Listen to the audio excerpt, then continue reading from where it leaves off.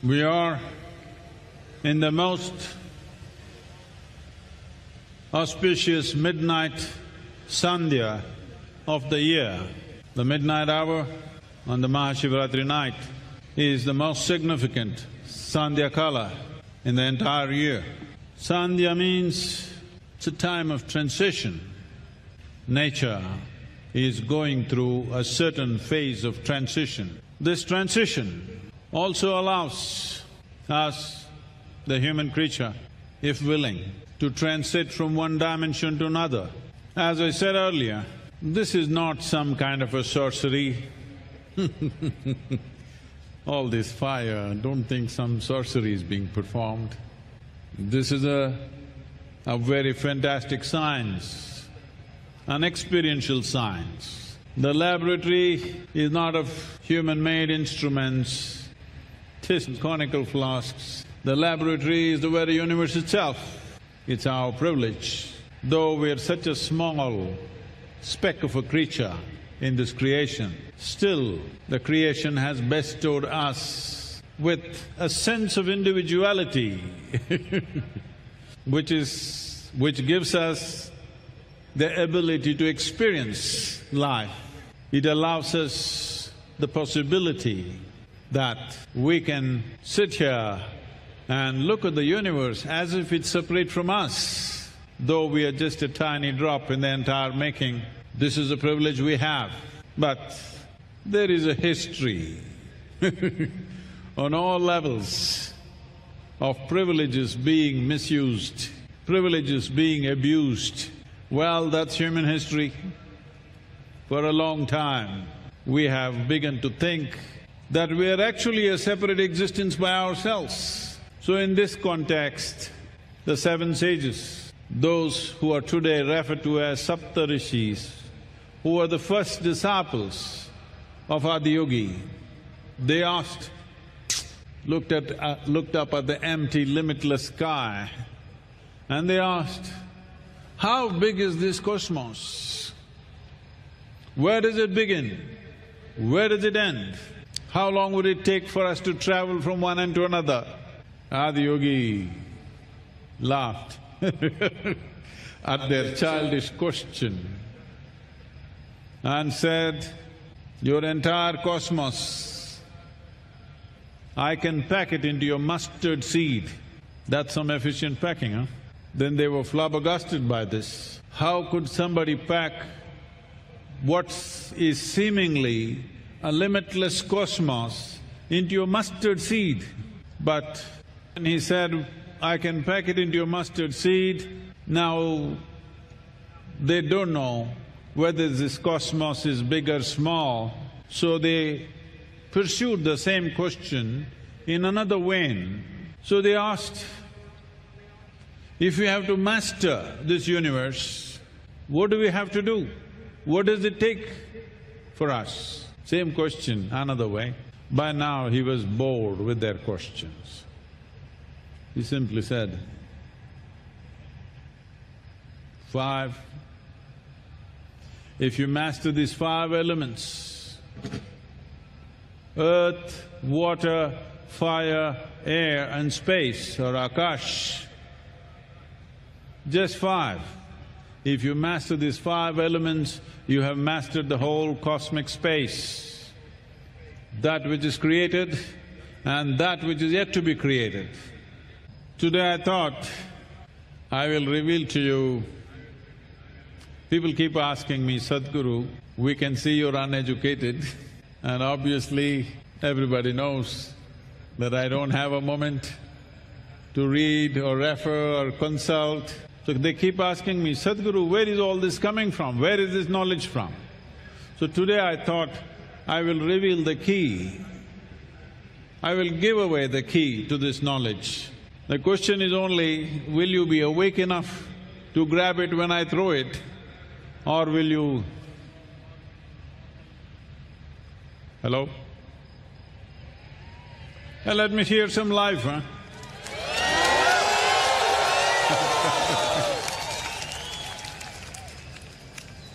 Because you must understand, sleep and death are brothers. They're not very different. You may be dying 6 to 8 hours a day which is 25 to 33% of the day one is dead. So one important dimension of yoga is to master sleep, because if one does not know how to stay awake, one will not know how to stay aware. So life is like this,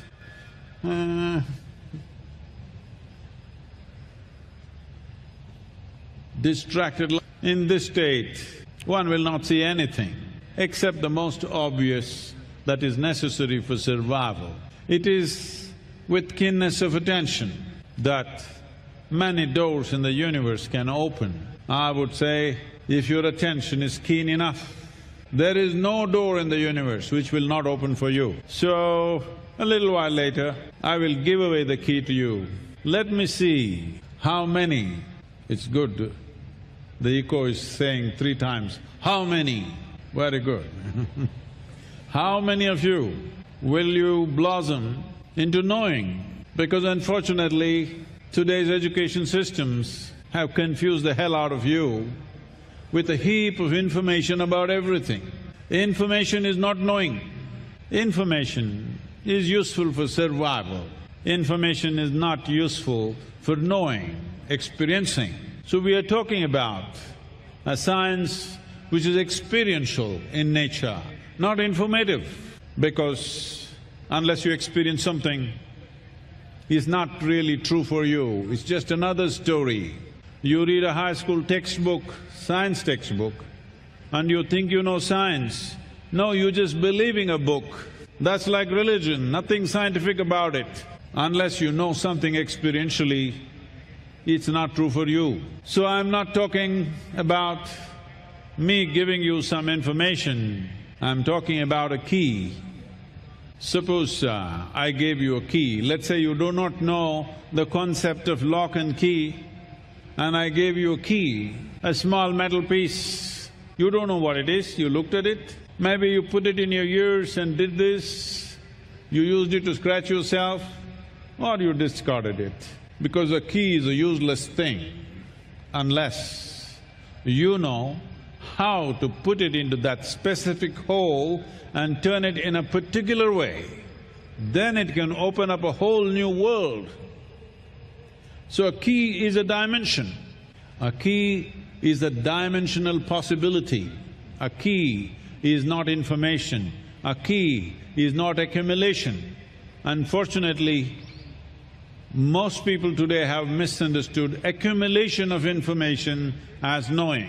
So in this context, when they asked how to grasp, how to master this cosmos, Adiyogi said 5. Namah Shivaya. Na means earth, Ma is water, Shi is fire. I think a lot of you know this, Shi is fire. Va is air, Ya is space. Namah Shivaya. He told them just 5 things. Just 5 things. Look at the mischief. Just with 5 things, how much has happened in creation? So, this is not through the straitjacket of logic. This is an order. This is a dimension, like a forest, not like a manicured garden. For one who looks at things superficially, a well-kept garden looks like order. Forest looks like chaos. But tell me, look at this little more profoundly. The forest has a perfect order. It has a perfect system of its own. Otherwise, it would not have lasted for 1,000,000 years or more. A garden, however well-designed garden it is, if you do not tend to it for a month, probably it's gone. So we are talking about a different dimension of order, like a forest, which on the surface looks chaotic, but is in perfect order the very longevity says that it's in order, otherwise it wouldn't exist. Adiyogi, when he referred to Nama Shivaya, he's talking about mantra. Mantra is that dimension of sound which is mathematically perfect. Music is melodious when it's mathematically correct, but music has invested too much into aesthetics. But a mantra is not about aesthetics, it's pure mathematics. There are school children here, I think I'm hearing, they're saying, Sadhguru, once again if you say mathematics, we'll fall asleep right here. Well, I'm not talking about that kind of mathematics, not about 2 plus 2, A plus B equals C, not that kind of mathematics.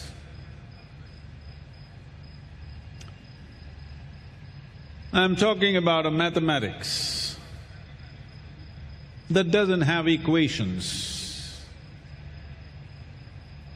of simple logic. I'm talking about mathematics which has brought order to this seemingly chaotic cosmos. So Adiyogi chooses to offer this in different ways to different people. Well, he was different things to different people, always. You have definitely, even in the calendar images, seen Adiyogi as a yogi, of course. But he is a hunter for the hunters, a farmer for the farmers, and of course a dancer. This is the only culture where our gods dance. I cannot come to terms with a god who cannot dance. So he offers the same possibility in 3 different ways to the 7 sages, the Saptarishis. He talks about elaborate science, he propounds various theories and dimensions, 112 methodologies, elaborate systems, 112 systems. That is why here, symbolically, Adiyogi is standing up 112 feet tall. Anyway, I want to inform you, today the tourism department, the Ministry of Tourism of Government of India has recognized Adiyogi as a part of Incredible India site.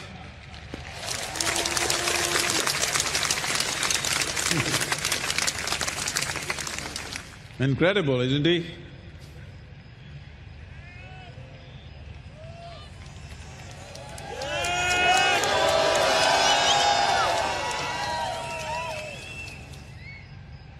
So, Adiyogi offers it in 3 different dimensions. To the 7 sages, he expounds a profound science with 112 different dimensions and systems.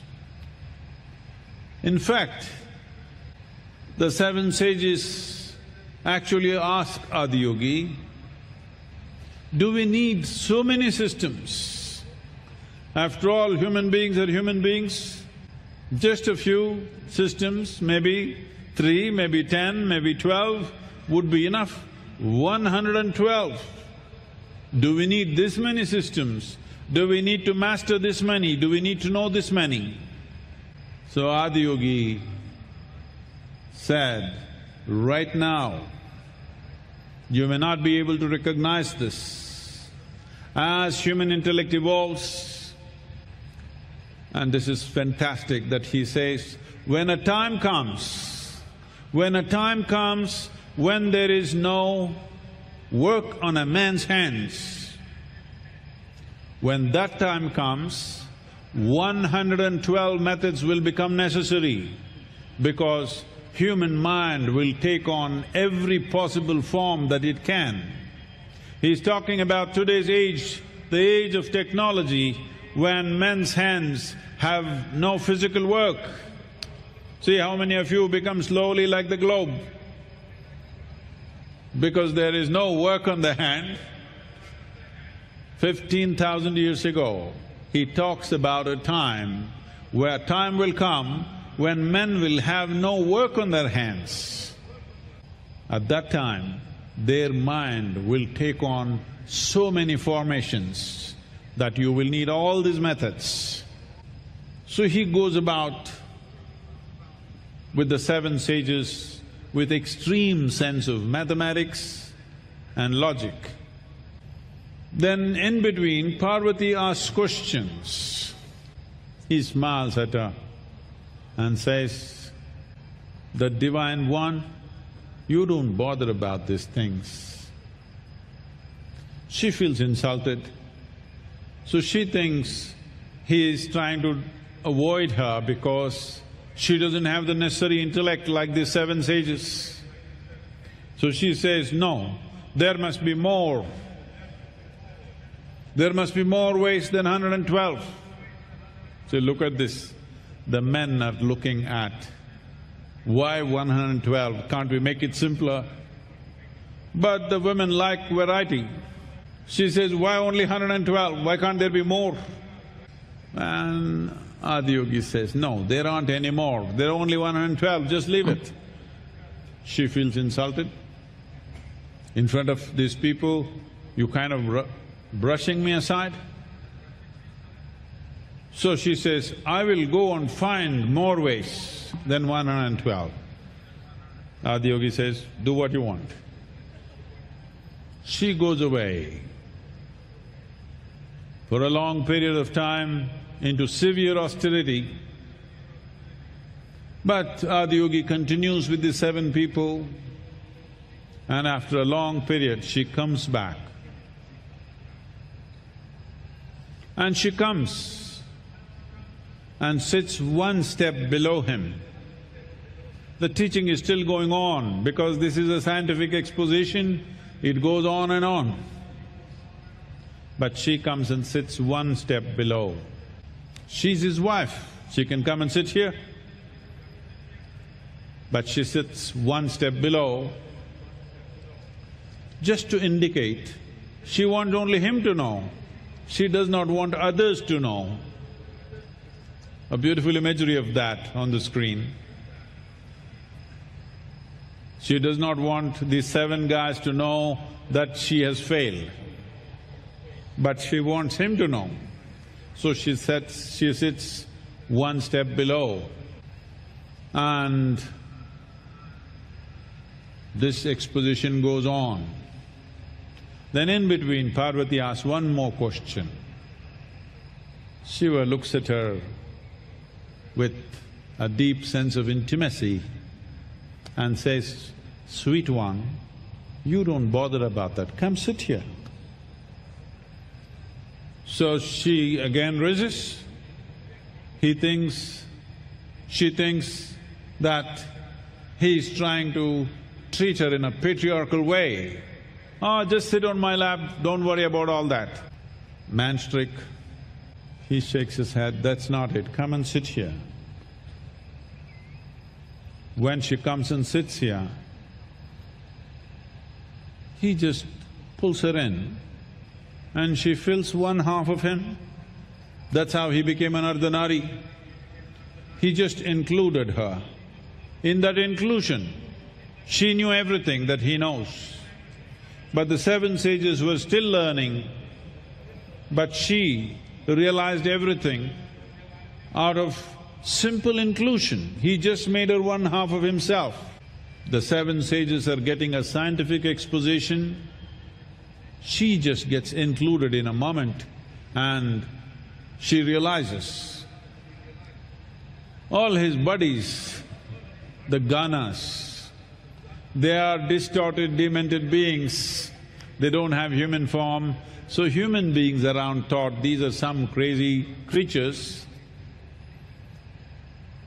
So they looked at this, these guys seem to be learning something, Parvati seems to be in ecstasy. They said, what about us? He said, you don't bother about this. So he said, just drink me, that's all. You guys don't bother about enlightenment, knowledge, self-realization, nonsense, this is not for you. You just drink of me, everything will be fine. So they just got drunk on him. When the Saptarishis asked, what is enlightenment, where is it? He gave them an elaborate path. He created a distance which they had to walk. When Parvati asked what is enlightenment, he said, it's right here, there's no distance to walk, there is no pathway, it's just inclusion, right here. When the Ganas asked, we want to know enlightenment, he laughed and said, there is no such thing as enlightenment.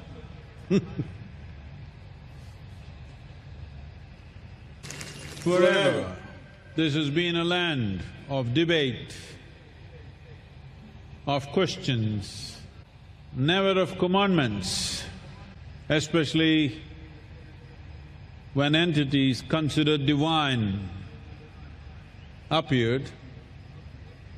People saw it as a possibility to raise questions, to bring clarity, not to settle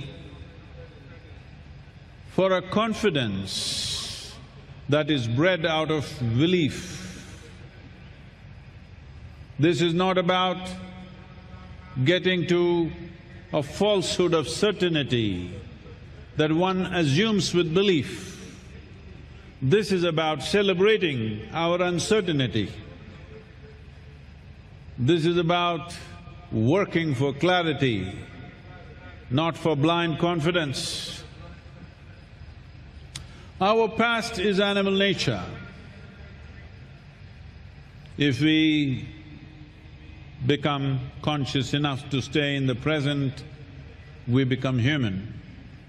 Very easily we can slip back into animal nature. Those of you just falling asleep, I'm reminding you, you just slipping back. That whether your eyes are open or closed is no more a conscious process. It just happens by itself. No. It's important that we remember that we have evolved out of animal nature. This is the time to enjoy our human nature. And this is only possible if we are conscious and in the present. If we want to be in the present, we have to be conscious. But the future is beckoning divine nature.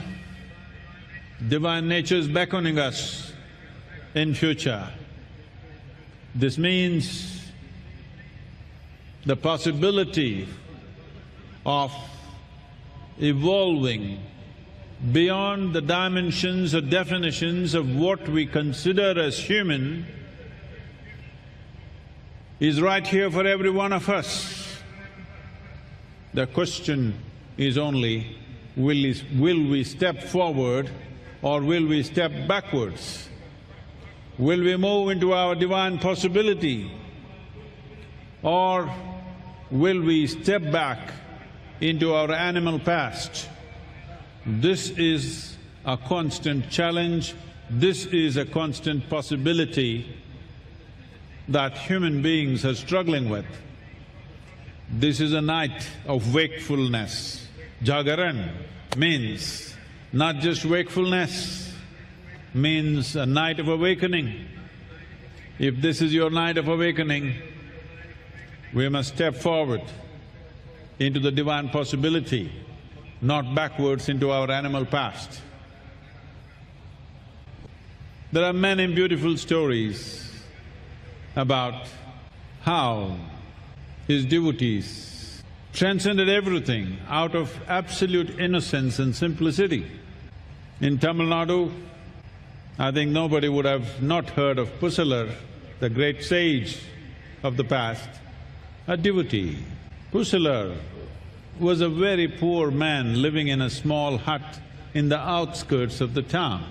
The king, the great king, built a very elaborate temple which took him many years and much money. He had completed the temple and the next day was inauguration of this great temple that he had built. That night, Shiva appeared in his dream and said, "I know you wonderful temple for me, but I will not be able to come for the inauguration of your temple because I am going to Pusalar's temple. Pusalar also has built another temple, I need to go there, I won't be able to come to your temple." The king was aghast in his sleep, shocked. Early morning he started off wanting to look for this Pusalar, where is he? Who is this man who's built a better temple than me? I am the king here. So he went looking and then he went into the poorest segment of the city and then found a small dilapidated hut and he called out, "Who is Pusalar here?" A very skinny, barely clothed man came out terrified. "I am Pusalar, why, what's wrong?" "Oh my king, why have you come to my house?" Then the king said, "I have built a great temple, you know that, but Shiva appeared in my dream and said, he is coming to your temple, not to my temple. Where is your temple? Where have you built?" Pusalar was a bit embarrassed. He said, "Oh my king, where will a poor man like me build a temple? I just built a temple. It took many years, brick by brick, stone by stone, slowly I built this temple. It took me a long time, but my temple is just complete. And Shiva said he will come to my temple tomorrow." So this year everybody's been asking me, "Sadhguru, last time our Prime Minister came for Mahashivratri, this time who is coming?" I told them, "Adiyogi is coming." I invited him and he's accepted the invitation. Not because we built up a big image of him here. I'm sure he's not impressed by this image, not am I But we built a wonderful temple in our heart. He cannot ignore that, he has to be here.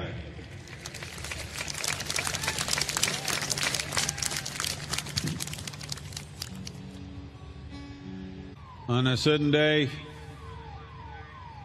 a Gnana yogi means one who employs his intellect as the basic tool of knowing. He came to Adiyogi and said, "I very much appreciate the many things that you have expounded. Sounds very scientific, logically correct, but a whole lot of your devotees are always shouting your name, Shambho, Shiva, and going around doing crazy things. How do you allow these people, these crazy people who will simply shout Shiva, Shambho and jump around? What kind of science is that? You should not allow these things." So Adiyogi said, "See here, do you see that little worm crawling? Just go near the worm and say, Shiva Shambho." Said, "Why not?" And went to the worm and said, "Shiva Shambho." The worm just fell dead right there. The Gnana yogi was shocked. The mantra kills. Yes, it does. What is the purpose of this? I utter the mantra and the poor creature dies. The Adiyogi said, leave that. Here, a butterfly. See, butterfly. Say Shiva Shambho to that. But he was hesitant now, I don't want to kill a butterfly. Doesn't matter, say Shiva Shambho to butterfly. He said, Shiva Shambho, poof, the butterfly died. Then now he was aghast, what is this? What is the point of this kind of mantra? This looks like a gun, Shiva Shambho, boom, they're dead. Then a young fawn, a young deer was romping around. Adiyogi said, look at the deer and say Shiva Shambho. Said, no, I'm not going to do this. Adiyogi said, just do it. He said, Shiva Shambho. The deer fell dead right there. Just then, a couple came with a little infant in their hand for blessing. Adiyogi looked at the little child and said, say Shiva Shambho to this child. He said, no way, you're not going to make me do that. I am not going to kill this child. Just then, this little infant sat up and spoke, I was a worm, you uttered the mantra, I became a butterfly, you uttered the mantra, I became a deer, you uttered the mantra, I've become human, please say it, let me become divine.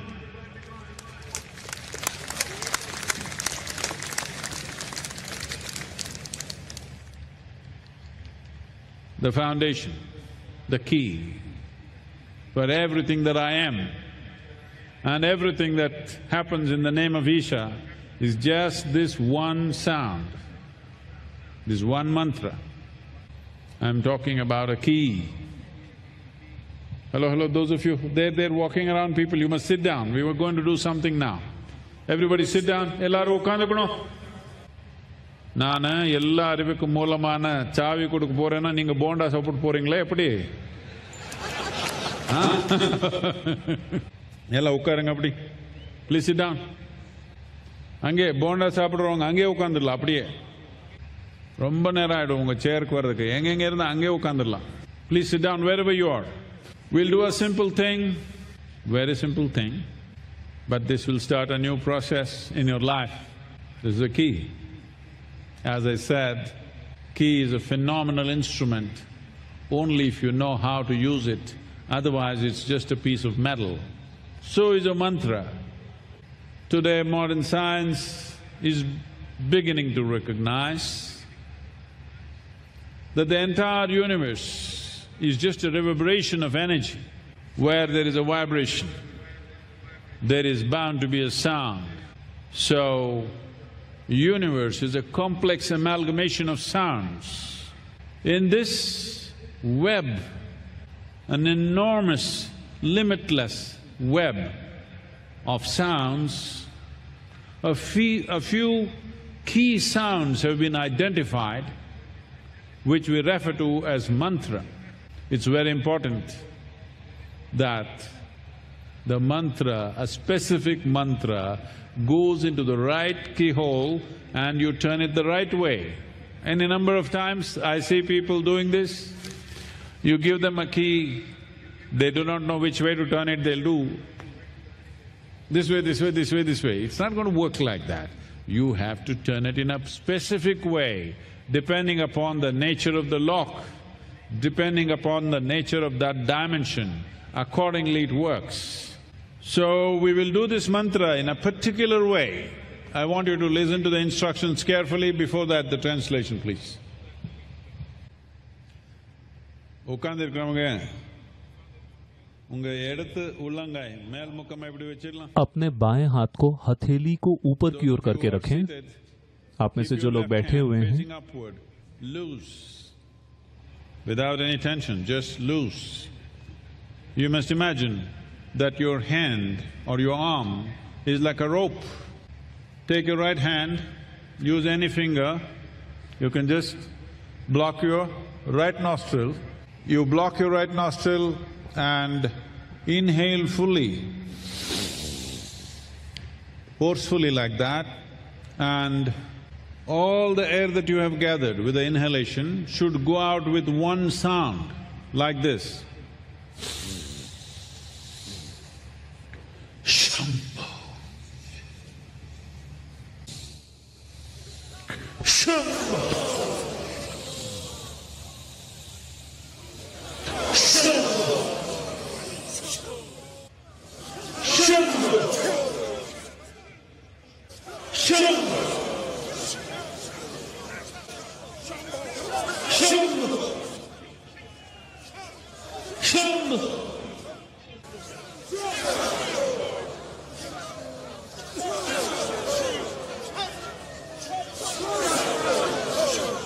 Just sit still.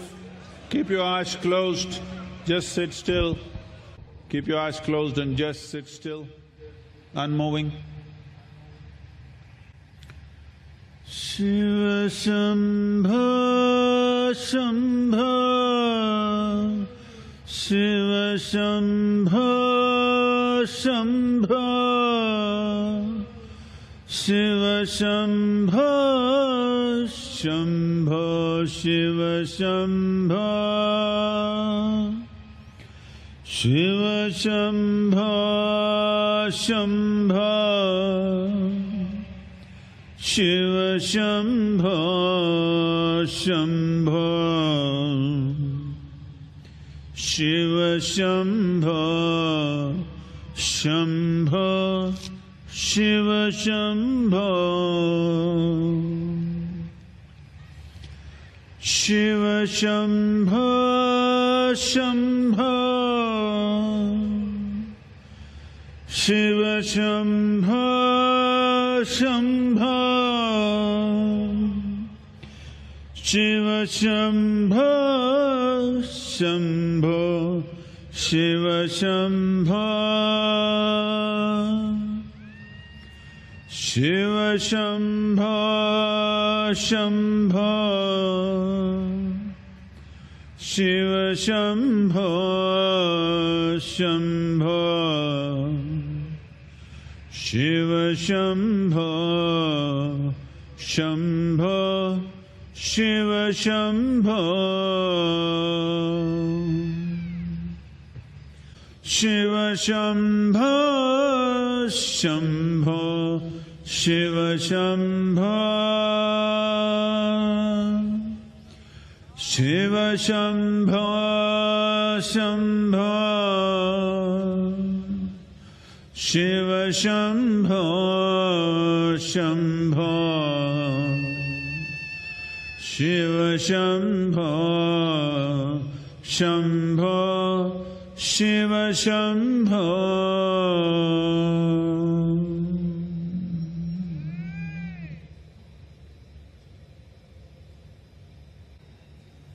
Slowly, very slowly, please open your eyes.